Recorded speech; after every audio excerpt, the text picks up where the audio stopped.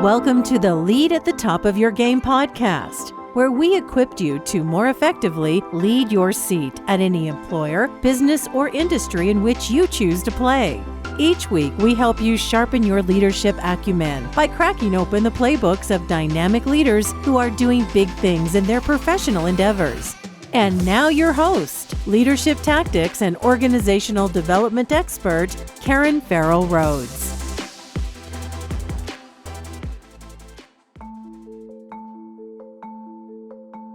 Hello, everyone. Welcome back to the podcast, and thanks for joining another episode designed to help you better lead at the top of your game. Now, as you know, for season 3, each month we're featuring leaders who have fascinating roles in a particular profession or industry. And today's episode is part of our special series featuring leaders who focus on an aspect of professional development. And now, enjoy the show. Hey there, superstars. This is Karen, and welcome to another episode of the Lead at the Top of Your Game podcast.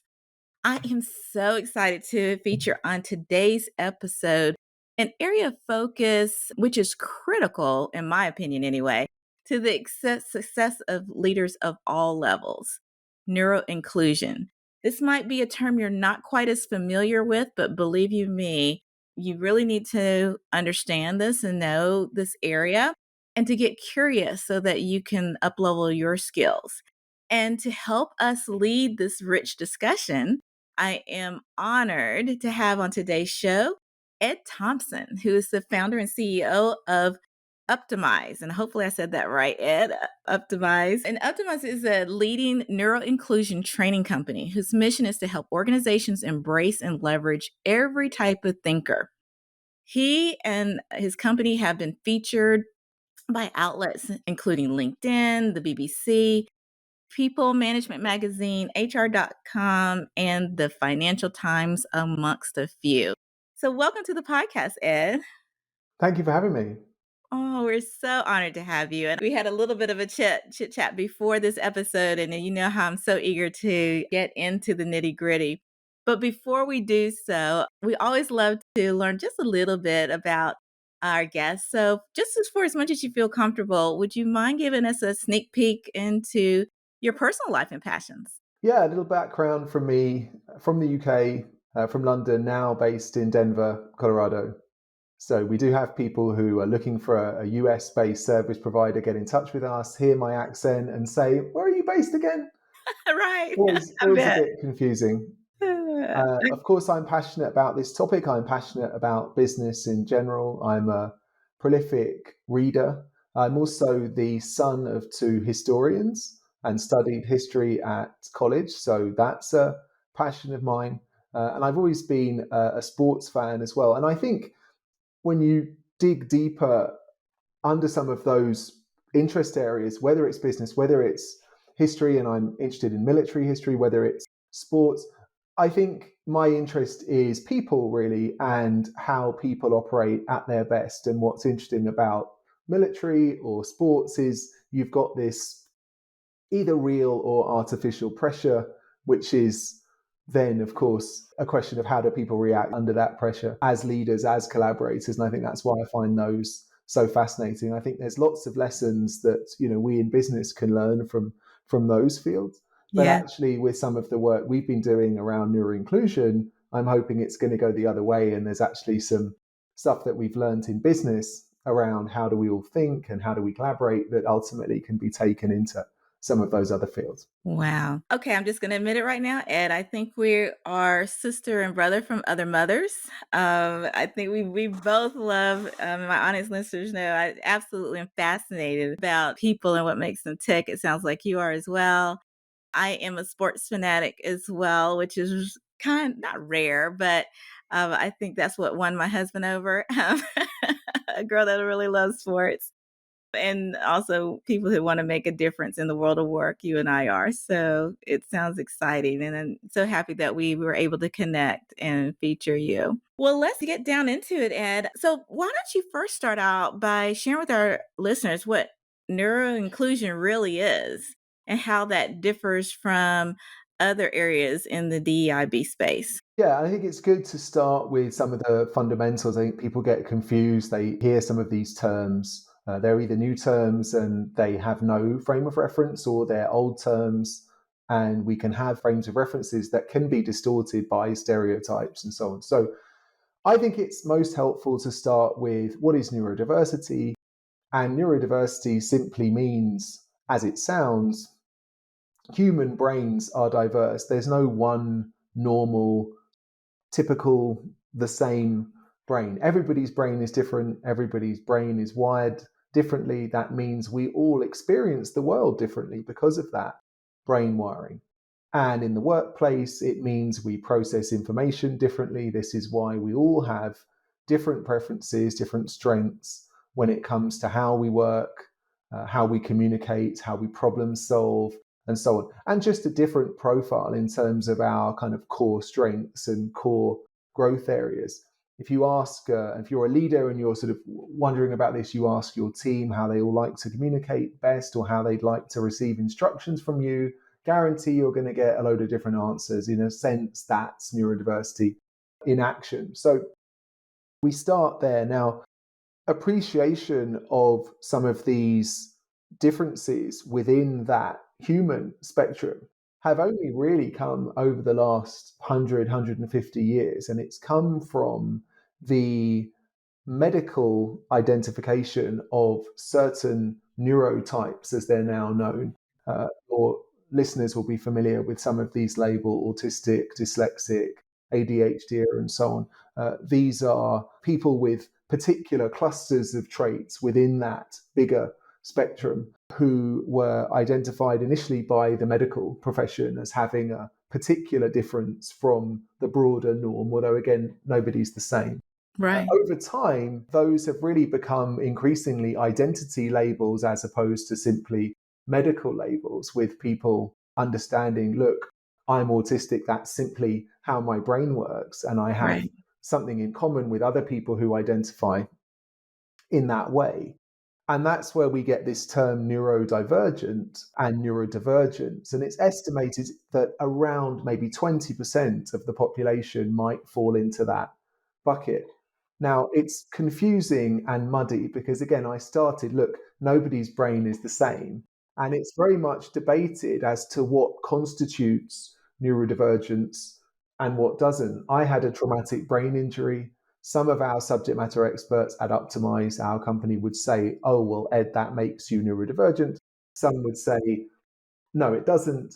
So it's a complicated picture. But what's important is, well, first of all, again, we all think differently. So that means a lot for how we manage, how we hire, and so on. But no doubt, people who are neurodivergent within some of those demographics I mentioned have found themselves the worst off because of businesses and societies that don't think about neurodiversity and don't think about how to cater for all these different brains. And catering for all these different brains is what we call neuro-inclusion. What's happened is nobody's been taught about neurodiversity, so nobody's thinking about neuro-inclusion in their daily interactions. And who suffers most from that?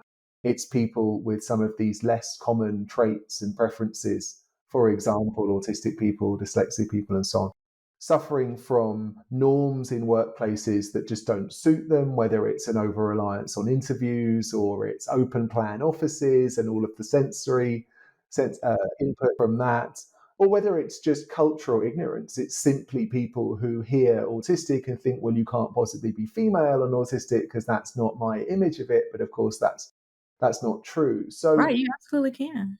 of course. So neurodiversity is really a topic as a whole that I think organizations need to embrace. And it has the potential to transform our workforces and our collaboration if we start thinking about the fact that we all have these preferences and needs. And neurodivergent people, of course, fit into that broader whole. The case for neuro-inclusion, I think, is most urgent because, again, we know that some people like autistic people, dyslexic people, and so on, have been marginalized, unintentionally excluded at work. And if we're an organization that wants to make promises around fairness, equity, being a place where everybody can be themselves and so on, I would argue we cannot do that if we don't consider that demographic. No, absolutely. You have to, because it could potentially, for those who are not as astute on this or conscious of it, there could be a dark side with microaggressions occurring in the workplace because of that lack of neuro-inclusion, correct? Yeah, absolutely. I think it's interesting. So the companies we work with typically are very, very committed to their people, very committed to DEI. Often they win awards. They state how important their people are to them, of course, typically their most expensive asset. But they really, I think, understand the importance of people in the 21st century economy and the link between people, psychological safety, collaboration, and so on, and innovation, and the importance of innovation in a world where everything's changing so fast. So they get all of those things. And often those are the biggest priorities. You look at the annual report. What is the CEO talking about? He's talking about all these, or she's talking about all of these HR issues. But neurodiversity and neuro-inclusion is just a bit of a blind spot.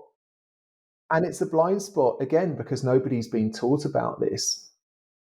So how And can it's we a get blind that spot. corrected though? And because the people that you're working with, the companies and individuals that you're working with, you're preaching to the choir too, because they appreciate, right, this need. But this is just Karen Summon the Wind guess.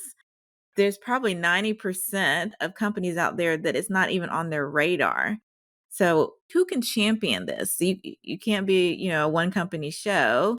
I'm sure there are a few others out there like you, but it's not in our normal, I haven't found it in the normal strategic conversations at your C-suite levels and what have you. So how can we open the eyes of the key decision makers to help them think about it and prioritize it as part of their people strategies?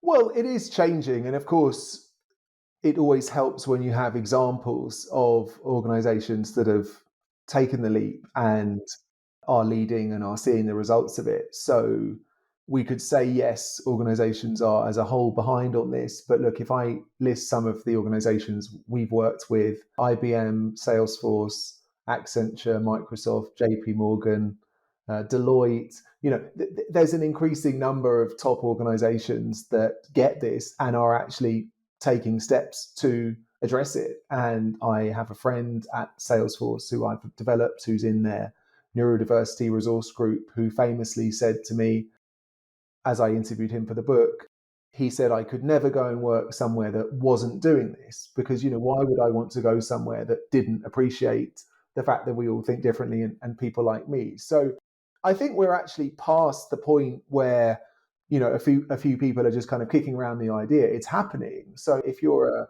a leader, now is the time to take a lead on the topic. What we see is it is always a partnership. We've never worked with an organization that wasn't doing this for the first time. So to some extent, somebody in the organization has begun to shine a torch on this blind spot themselves. And that's why they would reach out to us. Now, sometimes that's a neurodivergent person themselves who has had certain experiences in the organization where they want to change that for others. Sometimes it's networks, it's resource groups, disability groups, neurodiversity groups, which have emerged over the last few years.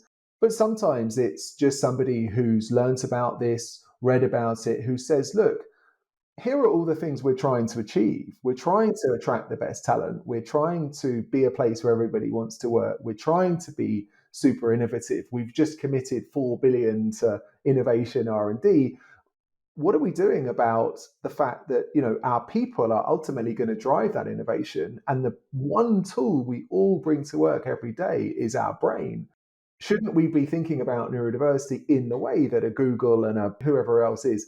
And I think that's how it can get started.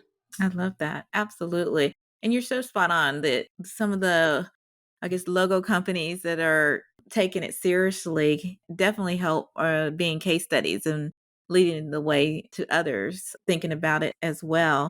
And how does neuro-inclusion or extend to outside of your, say, your job or your business, say to your customers or vendors? How important is it to understand with and extend that same grace and understanding to them? I guess that's the question I'm trying to ask. Yeah, that's a great question, because of course we all have different stakeholders we engage with, particularly senior leaders. Again, I would go back to the fact that neurodiversity is simply a human reality. So what I would encourage you to be aware of, your listeners, is that that means that every interaction at work is taking place between people who experience the world and process information differently, and to be very conscious of you being part of that. Your way is not the best way. It's not necessarily the normal or the proper way. Your way is simply your preferred way. Everybody else has theirs as well. So if you're a salesperson, you're a leader, you're a recruiter, you're engaging with people with different brains all the time. I think there's a fallacy sometimes with this topic that we think of, and we've been primed again by the medicalization of some of these terms to think in terms of normal and then this kind of fringe demographic that, you know, maybe needs extra help. And actually, look, again, everybody has a different brain, and neurodivergent people are in your candidate funnel, they're in your team, whether or not they're happy and comfortable to disclose that to you. So just being aware of that neurodiverse reality of everything you do. And then, you know, to your question, we can start actually seeing a positive impact of that in terms of being sensitive to preferences. How would people like to receive our instructions or our communication if it's a sales meeting? You know, making sure that everything's very clear and jargon free and so on. You know, that we can just start making some tweaks to truly include everybody. I love that. Well, I know that you have written a book on this subject, and I want to give you an opportunity to share the name of your book and an overview of it. And if you could, we'd love to give at least one or two tools or tips to our audience. So if there is, I know they haven't had a chance to study it, but if you can share a little bit about your book and what's contained therein, and then also maybe share 1 to 2 initial actions or tips or things that they can do to start to be more neuro-inclusive. And that will probably drive everybody to go and buy your book. But I just want to just wet their whistle just a little bit, if you don't mind. Absolutely. So the book is called A Hidden Force, Unlocking the Potential of Neurodiversity at Work. Very Congratulations on writing that, by the way. Thank you. It takes a while, as you know, an author yourself. It's a slow process, but it Yes. was a rewarding process. I was really compelled to write the book by the feedback and the reaction we see in organizations where this positive change around neuro-inclusion starts to happen. And you see neurodivergent people often responding very emotionally. They've never been in an organization that cared about them before. It's crazy to think, but that's the case. We also see, and again, I know your audience is leaders, we see very powerful reaction from leaders. We had one who said this was the best thing they'd seen in leadership in 20 years. We had Wow. another, which I loved, saying, acknowledging that he'd been a cynic and he had thought, what on earth has this got to do with me? And then said, actually, he was just listing off all the things he was doing slightly differently in terms of hiring, in terms of leading, and so on, that were making a difference to him. So I think it's that idea that through this consciousness and this conscientiousness, we can actually build a different type of team.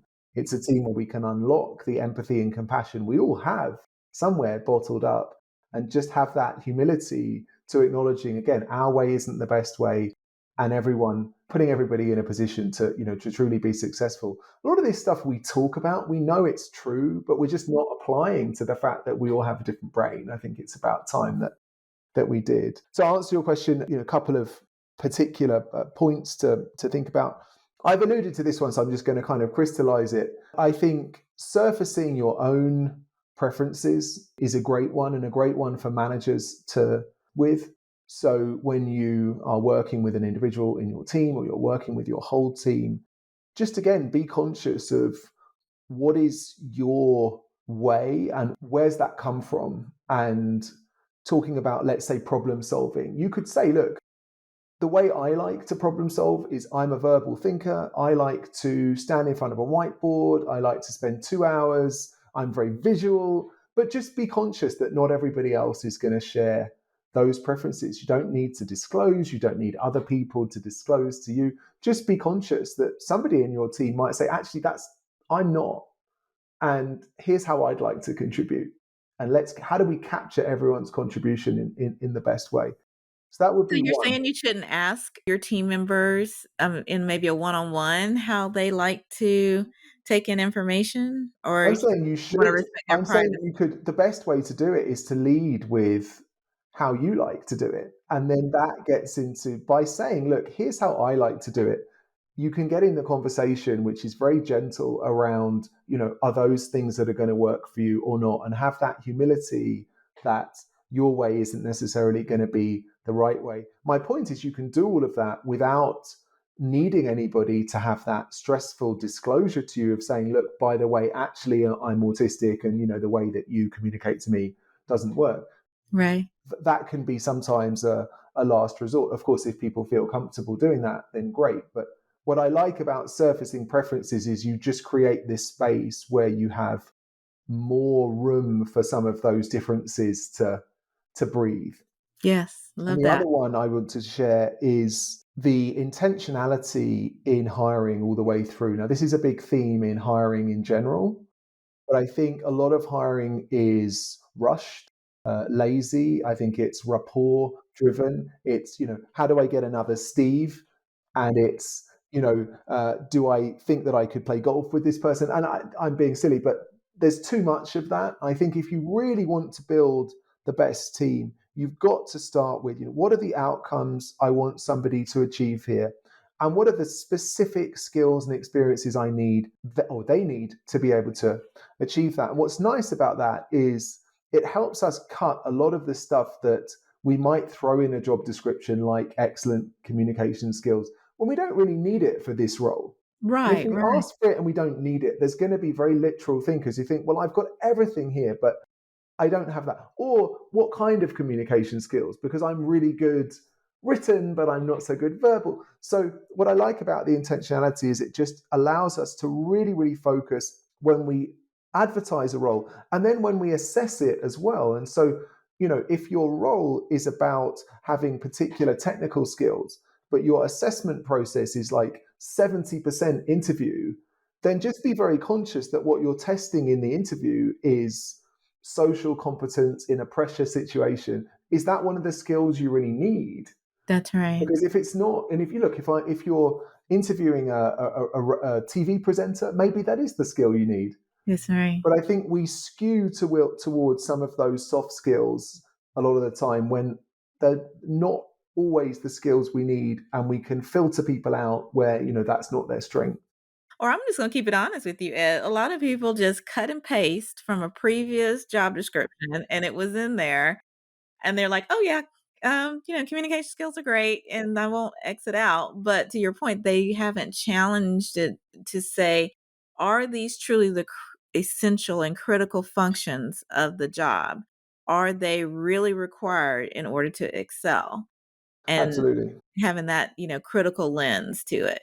I love that point I that you're think making. there's an interesting theme in business at the moment that our work has uncovered, I think, which is, given the pace of change and the plummeting lifespan of companies, we have phases as organizations. And now, of course, the true startup phase is very creative. It's, what are we going to be and who can we sell to, right? Yeah. And then there's a phase of process building, because we can't actually deliver anything at scale until we just build out those processes. A lot of organizations, a lot of managers, I think, are very good in that middle bracket, and that's what they see their task being. But the challenge there is, we can build teams where everybody to some extent is a little the same in terms of their experiences, their perspectives, and so on. And at some point, we're going to need that second curve. And at some point, we're going to need that creativity beyond that just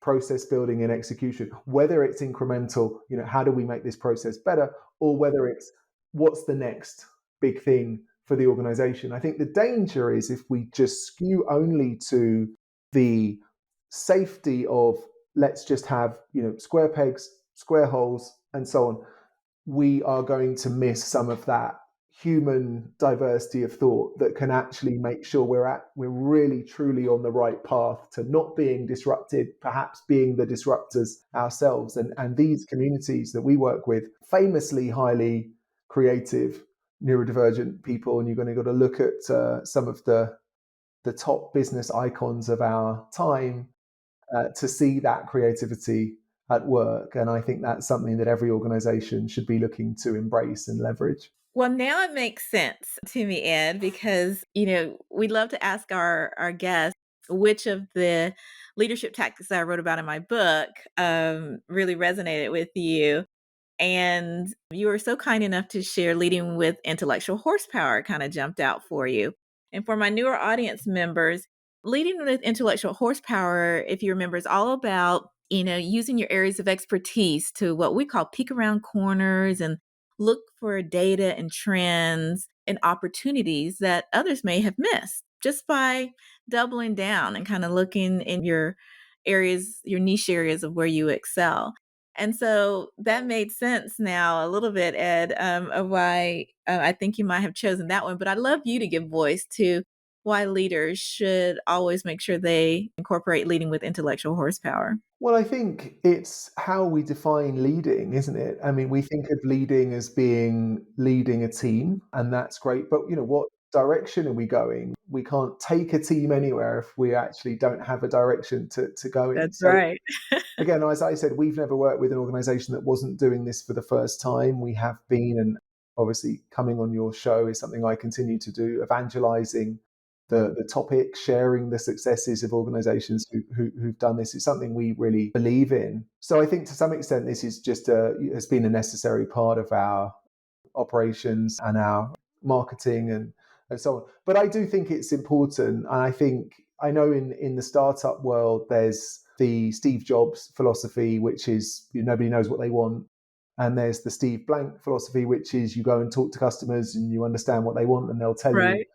And the reality, of course, is somewhere in the middle. But I do think it's powerful if you can do what we do, which is point out to organizations, look, we understand your aspirations, and here's a way to achieve those quicker and better than you are without an enormous, you don't need to invest $4 billion in R&D to make the most out of the human capital you're already paying a lot of money to do that already. Yeah. Now, Ed, I'm just curious. I know you do a lot of consulting with organizations in this area.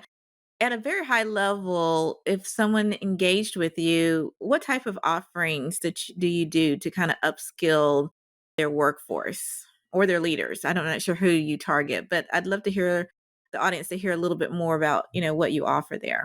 Absolutely. We target everybody because, again, every team, every organization is neurodiverse. Everybody, I think, needs to at least know the basics of this to be able to operate within that context. And of course, today we're all operating in these contexts and nobody's paying Yes, any we attention to it. And that's where things go wrong. And that's where you see, very successful neurodivergent entrepreneurs who clearly would have added a lot of value to a business as an employee saying, look, nobody would include me, so I've gone off to do my own thing. Right. What we try to achieve, again, is this vision for organizations where it's just a slightly different type of workforce, and we really upgrade the way that we all think about each other and the way that we collaborate. And as a result, we have greater inclusion, but also greater psychological safety, collaboration, ultimately productivity, innovation, performance, and so on.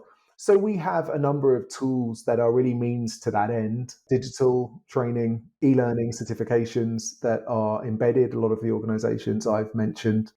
We also run blended training consulting as well. We'll look in some cases at how organizations recruit, for example, and make some tweaks there. Love that. But really, it's a journey. I think that the key is for organizations is to be willing to go on that journey. The best organizations in this field, and Salesforce is one, have been on this journey for a few years. And I don't think they would say they've done everything perfectly, but because of what they've done over time, they're now, I think, at a great advantage where they've just really shown their workforce how much they care about this.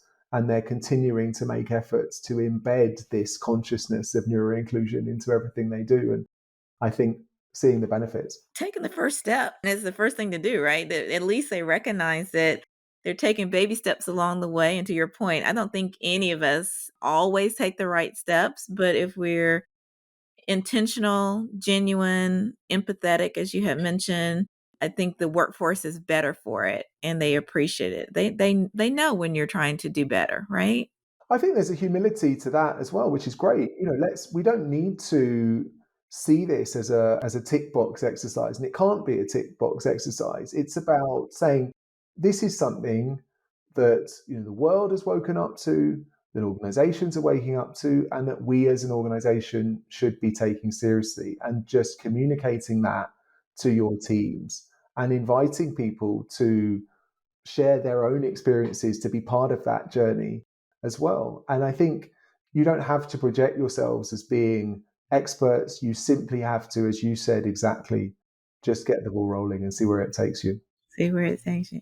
All right. Well, Ed, my final question for you before we let you close out is just curious, what does it take for you to lead at the top of your game? I think I love the Ray Dalio sort of collective decision-making principles. And I think that's something that we really try to apply at Uptimize, that we believe ideas can come from anywhere.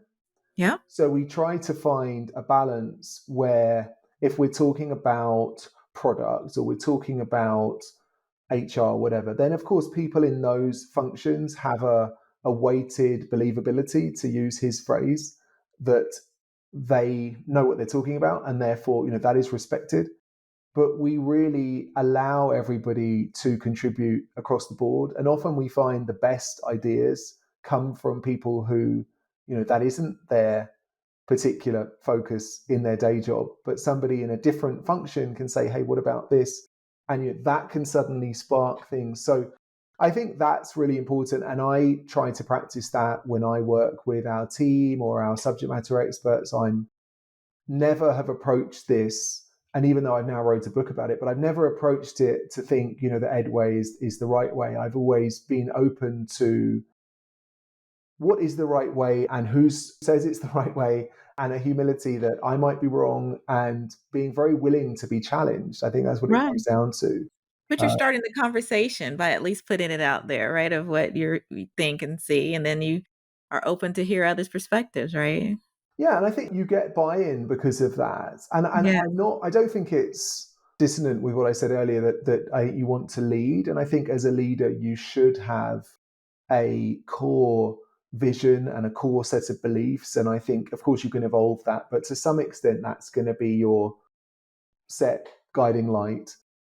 But I think there's a huge amount of room for learning as to really refining that, and also as to how you achieve it.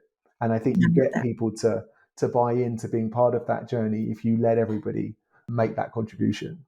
Well, I can totally give you a virtual high five on that. I totally agree. Well, we're going to have all your information in the show notes, Ed, but I'd love to let our guests give a voice behind where to find them. So I'll give you just a few seconds to share how people can contact you and reach out to you. Absolutely. So please feel free to visit us, uptimize.com, uptimize.com. I'm always happy to give my email out as well. So anyone is interested in this in any sense, feel free to get in touch, ed.thompson@uptimize.com. And then the book, again, A Hidden Force, that's available at Amazon and all other retailers. Awesome. Well, thank you so much, Ed, for the gift of your time today. I was feverishly taking notes, and I'm sure many of the audience listeners were as well. Pleasure. Thank you for having me. And thank you, listeners, for tuning into another episode of the Lead at the Top of Your Game podcast. Please, please, please make sure to like and subscribe to our podcast and just share with one friend so that we can extend our reach and help others just like you to lead at the top of your game. See you next week. And that's our show for today. Thank you for listening to the Lead at the Top of Your Game podcast, where we help you lead your seat at any employer, business, or industry in which you choose to play. You can check out the show notes, additional episodes, bonus resources, and also submit guest recommendations on our website at leadyourgamepodcast.com. You can follow me on Twitter, Facebook, Instagram, and LinkedIn by searching for the name Karen Rhodes, with Karen being spelled Karan. And if you like the show, the greatest gift you can give would be to subscribe and leave a rating on your podcast platform of choice. This podcast has been a production of Shockingly Different Leadership, a global consultancy which helps organizations execute their people, talent development, and organizational effectiveness initiatives on an on-demand project or contract basis. Huge thanks to our production and editing team for a job well done. Goodbye for now.